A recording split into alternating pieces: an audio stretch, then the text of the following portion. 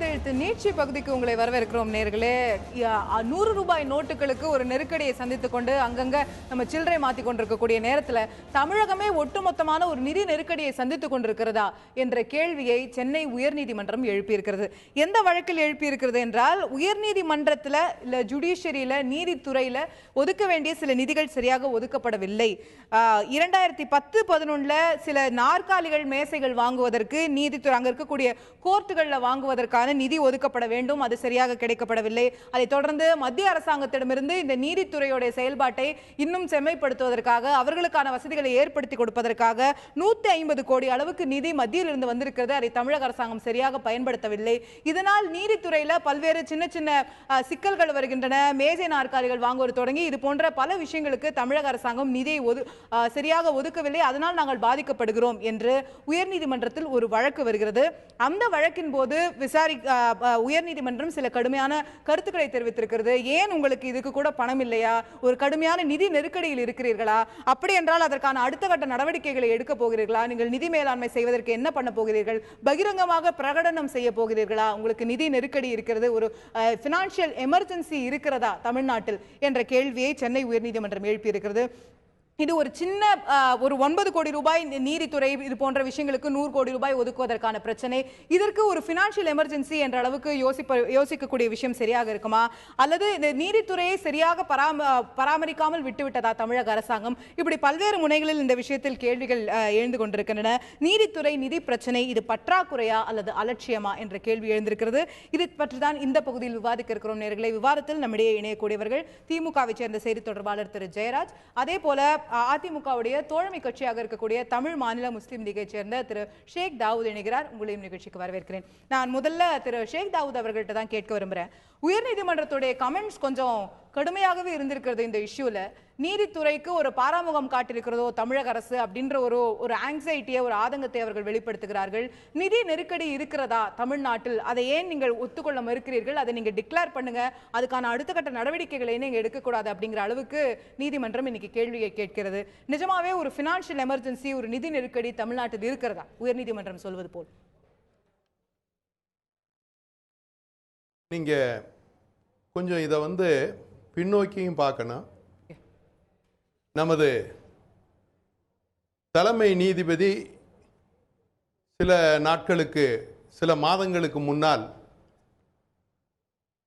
மத்திய காவல்துறையை கொண்டு வந்துதான் இதை பாதுகாப்பு பண்ண வேண்டும், அதற்கான செலவுகள்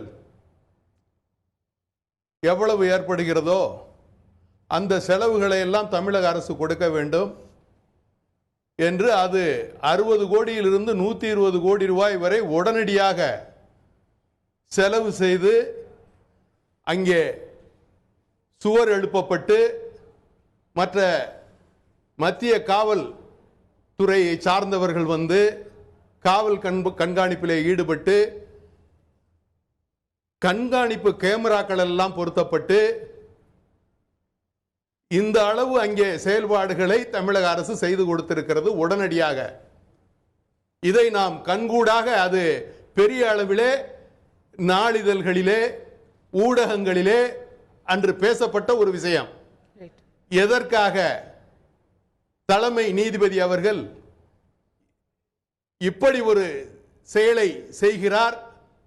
தமிழக காவல்துறையை நம்பவில்லையா என்றெல்லாம் ஊடகங்களிலே அன்று பெரிய அளவிலே விவாதிக்கப்பட்டு, அதற்கு தமிழக அரசு முழுமையாக அவருடைய செயல் திட்டத்தை, நமது தலைமை நீதிபதி கேட்டுக்கொண்ட அவருடைய செயல் திட்டத்தை செய்து கொடுத்திருக்கிறது. அதைப்போல இப்பொழுது நாம்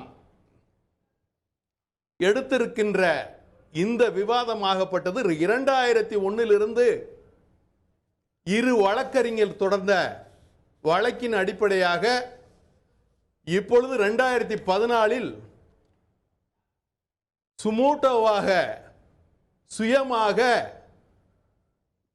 உயர் நீதிமன்றமே இந்த வழக்கை எடுத்துக்கொண்டு 3 நீதிபதிகள் அடங்கிய அமர்வு இந்த ஒரு கருத்தை தெரிவித்திருக்கிறது. இது எப்படி இருக்கிறது என்று சொன்னால்,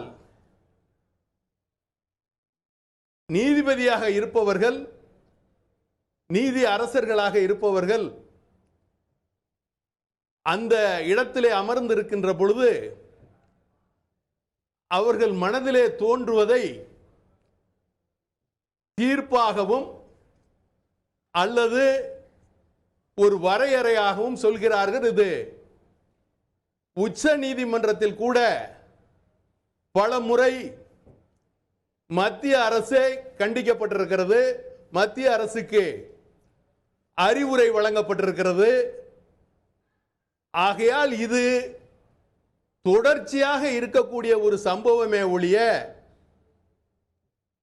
இது தமிழக அரசு நிதி நெருக்கடியில் இருக்கிறது அல்லது பற்றாக்குறை இருக்கிறது, அதற்கு 366 பிரிவை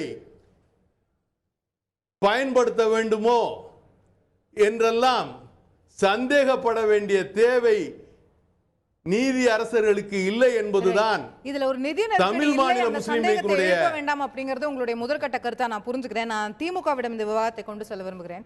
இதுல திரு ஷேக் தாவூத் அவர்கள் சொன்னது போல இந்த சிஐஎஸ்எஃப் பாதுகாப்பு வேணும், பல கோடி ரூபாய் செலவாகணும், உடனே அதை மாநில அரசாங்கத்தால செய்ய முடிஞ்சது. இது ஒரு வழக்கு ரொம்ப நாளா பெண்டிங்ல இருந்திருக்கு அப்படின்னு சொல்லும்போது அந்த வழக்குடைய விசாரணை ரெகுலரா வருது.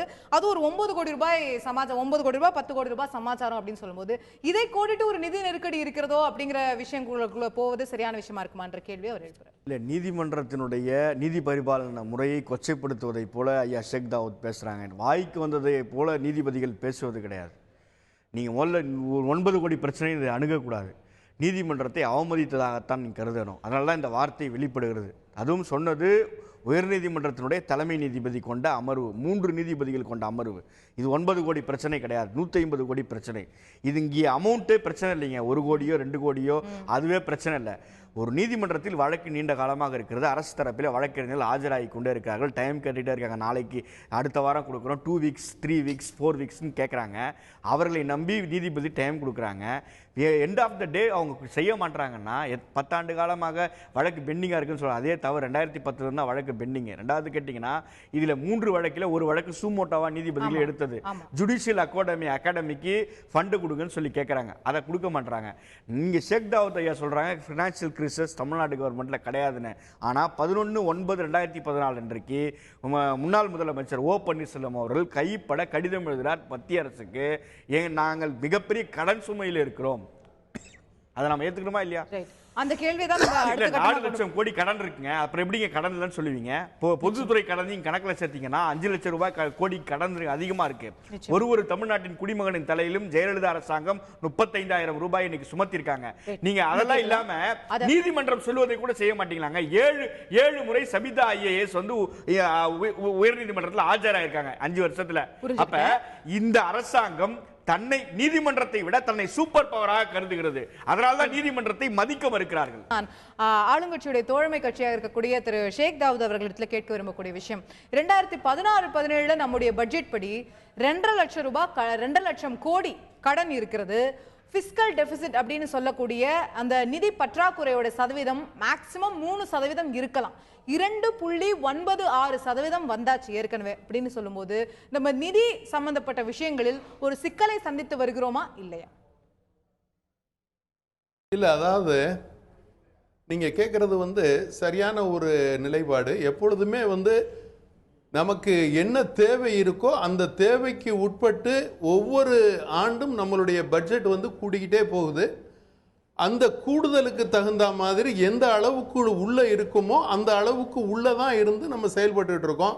அப்ப தமிழக அரசை பொறுத்தவரை மாண்புமிகு தமிழக முதல்வர் புரட்சி தலைவி அம்மா அவர்கள் சரியாகத்தான் செயல்படுத்திக்கிட்டு இருக்காரு. அதே மாதிரி நிதி அமைச்சர் அவர்களும் சரியாகத்தான் நடத்திக்கிட்டு இருக்காங்க. அதுக்கும் இதற்கும் சம்பந்தம் இல்லை என்பதுதான் என்னுடைய கருத்து. இவர்களுக்கு தேவை ஒரு 150 கோடி என்று சொன்னால் அந்த நிதி நெருக்கடி இருக்கிறதா அப்படிங்கறதா உயர்நீதிமன்றம் எழுப்பக்கூடிய கேள்வி. இருக்கிறதா அப்படின்னு பார்த்தா 2 லட்சம் கோடி கடன் இருக்கிறது. அதை தாண்டி பொதுத்துறை நிறுவனங்களையும் சேர்த்தா இன்னும் கொஞ்சம் கூடும், மின்சார வாரியம் எல்லாம் சேர்த்தா. நீங்க சொன்னது போல நம்முடைய இப்போதைய வரவுக்குள்ளதான் இருக்கு அப்படின்னு சொல்றீங்க. 3% இருக்கணும், 2.9 அதுக்குள்ளதான் இருக்குன்னு சொல்றீங்க. இதை நம்ம வந்து அடுத்த கட்டமா குறைப்பதற்கு என்ன செய்ய போறோம்? வரியை உயர்த்த போறோமா? வரியை உயர்த்தியதாக இந்த பட்ஜெட்ல நம்ம வந்து எதுவும் அறிக்கல. தொடர்ந்து அடுத்தடுத்த கட்டங்களா நம்ம வந்து இலவசங்களுக்கான தொகையை வந்து அதிகரித்து கொண்டிருக்கிறோம். இன்னைக்கு தாலிக்கு தங்கம் 8 கிராம்ல இருந்து 16 அடுத்த கட்டமா போகுது. சரி, மக்களுக்கு வரவேற்கத்தக்கது. பட் அடுத்த கட்டமா அதுக்கு நிதி எங்கிருந்து வரப்போகுதுன்ற கேள்வி இருக்கு இல்லையா? அதை நம்ம எப்படி அட்ரஸ் பண்ண போறோம்? அதாவது மாண்புமிகு தமிழக முதல்வருடைய ஒவ்வொரு திட்டங்களுக்கும் நிதி ஒதுக்கப்படுறதும் நிதி செயல்பாடும் நிதி மேலாண்மையும் சரியாக செயல்படுத்தப்படுகிறதுங்கிறதுல எந்த மாற்று கருத்தும் யாருக்கும் தேவையில்லை, எந்த சந்தேகமும் அவசியம் இல்லை. தொடர்ச்சியாக செயல்பாடு இருந்து கொண்டிருக்கிறது. இல்ல எப்படி சமாளிக்க போறோம்? அப்படி இருக்கும்போது இந்த ஒரு உதாரணம் இல்ல இந்த இல்ல இந்த இந்த இல்ல இந்த இல்ல இந்த அதுல இப்ப நம்ம உதய் திட்டத்தின் கீழ கண்டிப்பா நம்ம மத்திய அரசாங்கத்தோட பேச்சுவார்த்தையில இருக்கோம். நம்ம உதய் திட்டத்தை ஏத்துக்கிட்டோம் அப்படின்னா அந்த 80 கோடியில கிட்டத்தட்ட 65 கோடியை தமிழக அரசாங்கம் ஏற்றுக்கொண்டாக வேண்டும். ஏற்கனவே 2.5 லட்சம் கோடி இருக்கிறது. இன்னும் 65 கோடி தமிழக அரசு ஏற்றுக்கொள்ள வேண்டும். அப்ப நம்ம இந்த பக்கம் கூட்டிக்கிட்டே வரும்போது இந்த பக்கம் வருவாய் அதிகரிப்பதற்கு என்ன செய்கிறோம் அப்படிங்கறது கேள்வி. இல்ல இல்ல கண்டிப்பாக இதற்கான தீர்வை மாண்புமிகு தமிழக முதல்வர் புரட்சி தலைவி அம்மா அவர்கள் காண்பார்கள். அதை போல நமது நிதியமைச்சர் ஓ பன்னீர்செல்வம் அவர்களும் இதற்கான தீர்வை காண்பார்கள். அமைச்சரவை கூட்டம் கூட்டி இதற்கு என்ன செய்ய வேண்டுமோ அதை கண்டிப்பாக செய்வார்கள். அதுவும் தொடர்ச்சியாக இதில் பயணம் செய்தவர்கள், தொடர்ச்சியாக தமிழகத்தை ஆண்டு கொண்டிருப்பவர்கள், அவருக்கு இதில் உள்ள விவரங்கள் முழுமையாக இருக்கிறது. ஆகவே நாம் இதை கவலைப்பட வேண்டிய அவசியம் ஒன்றுமில்லை என்பதுதான் என்னுடைய கருத்து. இது போக போக சரி செய்யப்படும் அப்படிங்கிறது உங்களுடைய பார்வை நான் புரிஞ்சுக்கிறேன். நான் ஜெயராஜ் அவர்கள்ட்ட கேட்கக்கூடிய விஷயம், நம்ம கடன் அதிகரிச்சுட்டே வந்திருக்கு அப்படிங்கறத மட்டும் பாக்குறோம். தமிழ்நாட்டுடைய ஒட்டுமொத்த உற்பத்தியும் அதிகரித்து கொண்டே வந்திருக்கு. நம்ம ஜிடிபின்னு சொல்லக்கூடிய ஒட்டுமொத்த மாநிலத்தோட உற்பத்தியும் நம்மளோட டோட்டல் பட்ஜெட்டோட அளவுமே கூட இன்னைக்கு நம்மளுடைய மொத்த வருவாயுமே கூட பல விஷயங்கள் அதிகரித்து கொண்டே வந்திருக்கிறது அப்படின்னு சொல்லும்போது அது வந்து இதுக்கு காம்பன்சேட் பண்ணிடாதா அப்படிங்கிற கேள்வி இருக்கிறது. டெப்ட் டு ஜிடிபி ரேஷியோ அப்படிங்கிற விஷயம் பார்த்தா 25% வரைக்கும் இருக்கலாம், 18% இன்னைக்கு நம்ம இருக்கோம். அப்போ அந்த அளவுக்கு நம்ம ஜிடிபி வளர்ந்துருக்குன்னு பார்க்கணும் இல்லையா? இல்ல நீங்க கேட்பது லாஜிக்கா டெக்னிக்கலாவும் ரைட். பட் நீங்க சிஏஜி கேட்கறத நம்ம அக்செப்ட் பண்ணோம் இல்லையா? சிஏஜி ரிப்போர்ட்ல 133 பேஜ் பாருங்க. 90 கோடி ரூபாய் வந்த பணத்தை இவங்க செலவே பண்ணாம திருப்பி கொடுத்துருக்காங்க. மத்திய அரசு தமிழக அரசுக்கு கொடுத்த பணத்தை 7 முறை மட்டும்தான் அமைச்சரவை கூட்டம் நடைபெற்றிருக்கு. 7 முறை இவங்க தொடர்ச்சியாக எந்தவித அரசு செயல்பாடுமே நடக்காத பொழுது, ஒரு அரசாங்கமே முடங்கி கிடக்கின்ற பொழுது எப்படி சரியான ஒரு புரிதல் கிடைக்கும்? இல்ல நான் சொல்றேன், அதுக்கு எக்ஸ்பிளைன் பண்றேன். I will explain. நான் ப்ளீஸ் எனக்கு டைம் கொடுங்க. நான் என்ன கேட்கிறேன், நான் ஒரு மிகப்பெரிய குற்றச்சாட்டை வைக்கிறேன் அரசாங்கத்தின் மீது. நான் மட்டும் இல்ல, எல்லா எதிர்க்கட்சியும் வைக்குது. ஐயா ஷேக் தாவூத்தை தவிர மொத்த எதிர்க்கட்சியும் நேரடியாக சொல்றோம். நாங்க இந்த நான் கேட்கிறது இந்த இடத்தில் நீங்க சிஏஜி ரிப்போர்ட் சொன்ன மாதிரி இது ஒரு உதாரணம், ஒரு பானை சொற்றுக்கு நான் ஒரு பெருக்கு தான் உதாரணம் கொடுக்கிறேன். என்ன கேட்கிறேன், நீங்கள் ஒரு முறை இன்னைக்கு உயர்நீதிமன்றம் கேட்டது நீங்க கொடுக்கல 150 கோடி நாங்க உங்ககிட்ட கேட்டுட்டு இருக்கோம். மத்திய அரசு எங்களுக்கு ஒதுக்கிய பணத்தை ஏன் செலவழிக்க மாட்டீங்க? அதை அப்படியே சரண்டர் பண்றீங்க. ஒரு அரசுக்கு என்பது அது எதற்காக ஒதுக்கப்பட்டதோ அதற்கான பணத்தை செலவு செய்ய வேண்டும். அப்படி செலவு செய்யப்படாததை ஷாம்பிள்ஸ் கவர்மெண்ட் என்று சொல்லுவார்கள். அப்படி இந்த அரசாங்கம் ஒரு செயல்படாத அரசாங்கமா தான் இருக்கு. அதற்கு காரணம் நான் சொல்ற தமிழக அரசு சட்டமன்றத்தில் வைத்திருக்கிற சிஏஜி ரிப்போர்ட் சொல்லுது. அப்படி என்றால் நீங்க கேட்ட உதவி திட்டத்துக்கு மத்திய நிதியோட யூட்டிலைசேஷன்ல அதோட பயன்பாட்டுல வரக்கூடிய பிரச்சனைங்கிறது இப்பதான் முதல் முறையா வந்திருக்கா? இல்ல பல முறை இருக்கு, எங்க ஆட்சி இருக்கு. நான் சொல்றேன், நான் சரண்டர் பண்ணதை சொல்றேன். நாங்க சரண்டர் பண்ணதே கிடையாது. சரண்டர் இவங்க செய்யாம சரண்டர் பண்றாங்க. நாங்க என்ன கேக்குறோம், பள்ளிக்கூடம் எதுவுமே பயன்படுத்தாம திரும்ப அனுப்பிச்சதே கிடையாது. இல்ல நான் கேட்பது ஒரு பள்ளிக்கூடம் கட்டுவது, அந்த பள்ளிக்கூடத்துல கழிப்பறை கட்டணும் அப்படின்னு சொல்லி ஒதுக்கப்பட்ட நிதியை அப்படியே சரண்டர் பண்ணிருக்காங்க. 300 கோடி ரூபாய், ஒரு ரூபாய். நான் கேட்பது இந்த அளவுக்கு நடக்கல. நீங்க ஏதோ 1-2 வைத்துக் கொண்டு தமிழ்நாட்டுல இல்ல எல்லா ஸ்டேட்ஸ்லயுமே நம்ம பொதுவா பார்க்கக்கூடிய விஷயம், மத்தியில இருந்து ஒரு நிதி வரும்போது அதோட யூட்டிலைசேஷன்ல இங்க இருக்கக்கூடிய அதிகாரிகளுக்கும் அங்க இருக்கக்கூடியதுக்கும் பொதுவா அந்த பிரச்சனை இருக்கு நினைக்கிறேன். நான் கேக்குறது உங்களுக்கு புரியலன்னு நினைக்கிறேன். அதாவது எல்லா நிதியையும் நீங்க செலவழிக்கணும் நான் கேட்க வரல. குறிப்பிட்டு இந்த திட்டத்திற்கு பள்ளிக்கூடம் அமைக்க வேண்டும், கழிப்பறை கட்ட வேண்டும் அப்படின்னு ஒதுக்கின பணத்தை 300 கோடி ரூபாய் வரைக்கும் அப்படியே சரண்டர் பண்ண 5 வருஷமா செலவழிக்காம அப்படியே சரண்டர் பண்றீங்க. அப்படியே அந்த அரசாங்கம் செயல்படாத அரசாங்கம் தானே. நீங்க எங்களை என்ன சொல்லி குற்றச்சாட்டு சொல்லி நீங்க ஆட்சிக்கு வந்தீங்க? திமுக அரசு கடன் வைத்திருச்சு, 90,000 கோடி தான் கடன். இன்றைக்கு 4.5 லட்சம் கோடி கடன் தமிழக அரசுக்கு. அப்படி என்றால் இந்த அரசு செயல்படாத அரசு தானே. நாங்கள் ஆட்சிக்கு வந்துட்டோம், திமுக அரசு இருந்து நாங்கள் ஆட்சியை கைப்பற்றிட்டோம். அந்த ஆட்சியில் நாங்கள் இவ்வளவு கடனை குறைத்திருக்கிறோம். அப்படி சொன்னா மாண்புமிகு முதலமைச்சர் நாங்கள் பாராட்ட தயார். அதற்கான பதிலை நம்ம அவர்களிடமே கேட்டு விடுவோம். திரு ஜெயராஜ் அவர்கள் ஒரு நேரடியான குற்றச்சாட்டை வைக்கிறார். மத்திய அரசாங்கத்துடைய கொடுக்கக்கூடிய தொகைகள் எதுவும் பயன்படுத்தப்படுவதில்லை பெரும்பாலான விஷயங்கள்ல அப்படிங்கிறது அவருடைய குற்றச்சாட்டாக இருக்கிறது. உங்களுடைய பதில் திரு ஷேக் தாவூத். அதாவது ஜெயராஜ் 90,000 கோடி நாங்க அப்படி கடை வச்சிருந்தோங்க அப்படின்னு சொல்றாரு. அந்த நேரத்தினுடைய பட்ஜெட் எவ்வளவு? பட்ஜெட் பிரச்சனை இல்ல, முதலமைச்சர் அப்ப அத பாருங்க. அப்ப அதே மாதிரி இன்னைக்கு அவங்க பிரச்சாரத்தை என்ன அதாவது நீங்க 90,000 கோடி கடன் திரும்ப திரும்ப சொன்னாங்க. இல்ல நீங்க புரியணும். அதாவது என்ன பேச விடுங்க, குறுக்கிடாதீங்க. ஜெயராஜ் சகோதரர் ஜெயராஜ் என்னை பேச விடுங்க, என்னை பேச விடுங்க ஜெயராஜ். நான் தூரத்துல இருக்கேன், அதனால என்னை பேச விடுங்க. அதாவது எப்படிப்பட்ட சூழலிலும் எந்த நிலையிலும் சரியாக மாண்புமிகு தமிழக முதல்வர் புரட்சி தலைவி அம்மா அவர்கள் அரசை சரியாக நடத்துகிறார்கள். மக்கள் நலத்திட்டங்கள் செயல்படுகிறது. உங்கள் ஆட்சி காலத்திலும் சில திட்டங்களுக்கான பணத்தை திருப்பி அனுப்பி இருப்பார்கள். அது இல்லை என்று சொல்ல முடியாது. அதை புள்ளி விவரமாக நான் எடுத்து சொல்ல வேண்டும் என்று சொன்னால் அடுத்த ஒரு முறை நாம் எந்தெந்த ஆட்சி காலத்தில் எவ்வளவு திருப்பி கொடுக்கப்பட்டது என்று சொன்னால் அதை புள்ளி விவரமாக சொல்ல நான் ரெடியாக இருக்கிறேன். ஆகவே இந்த ஆட்சி காலத்தில் திருப்பி அனுப்பியது என்று சொல்ல முடியாது. நீதிமன்றம் கேட்டிருக்கிறது என்ன என்று சொன்னால் துறை செயலர்கள் அதற்கான விரிவான விளக்கத்தை தருவார்கள். இன்றைய பிரச்சனை என்ன என்று சொன்னால் தமிழகத்திலே நீதிமன்றத்திற்கு அவர்களுடைய செலவுக்கான தொகை கொடுக்கப்படவில்லை என்பதுதான் குற்றச்சாட்டு. அதற்கான முழுமையான செயல்பாடுகளை மாண்புமிகு தமிழக முதல்வர் புரட்சி தலைவி அம்மா அவர்களுடைய அரசு கண்டிப்பாக செய்யும். அதனுடைய துறை செயலர்கள் அதற்கு பதிலளிப்பார்கள்.